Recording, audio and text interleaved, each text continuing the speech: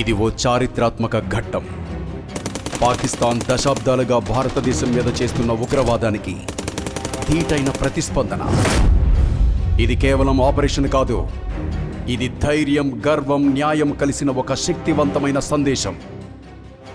ఒక్కసారి పునఃస్మరణ చేద్దాం.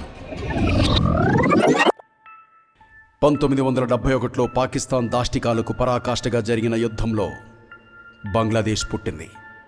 1999 కార్గిల్ యుద్ధంలో నమ్మక ద్రోహంతో పాకిస్తాన్ ఆక్రమించుకున్న శిఖరాలను మన వీర జవానుల ఆత్మ బలిదానాలతో తిరిగి పొందాం.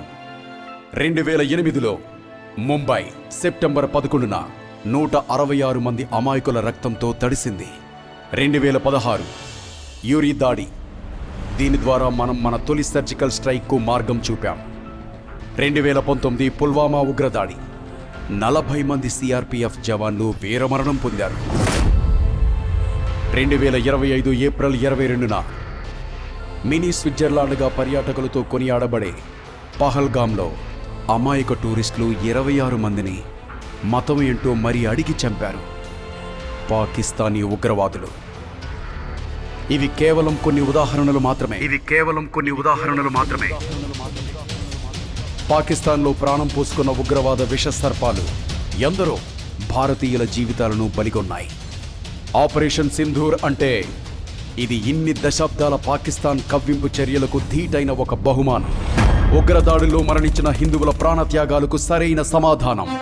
మతాన్ని అడిగి చంపే స్థాయికి దిగజారిన మతోన్మాదులకి గుణపాఠం. ఉగ్ర ముష్కరులను, వాళ్ళ స్థావరాల్ని సమూలంగా లేపేసే శరఘాతం.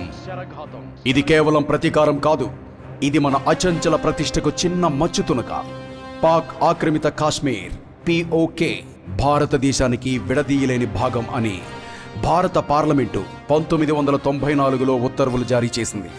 అయినా పాకిస్తాన్ ఆ భూభాగాన్ని చైనా చేతికి అప్పగించేదాకా వెళ్ళింది. ఇది కేవలం భూభాగం విషయంలో కాదు, ఇది నవీన భారత శక్తి ప్రదర్శన. భారతదేశం ఇప్పటి వరకు సహనం చూపించింది, ఇప్పుడు శక్తిని చూపుతోంది. ఇది ఓ సమరమైన జవాబు. మన దేశాన్ని తలదించుకునేలా చేసిన ప్రతి దాడికి, ప్రతి కుట్రకు, మన దేశ భద్రత కోసం ప్రాణత్యాగం చేసిన ప్రతి వీరుడి గౌరవార్థం. ఇది మన దేశ గర్వానికి వేసిన సింధూర రేఖ. హిమానీ లాంటి ఎందరికో చేసిన గుండెకోతకి ప్రతీకారం. భారతమాత నుదుట మన ఆర్మీ దిద్దుతున్న సింధూరం. ఈ సంక్లిష్ట కాలంలో మనమంతా ఒక్కటవుదాం.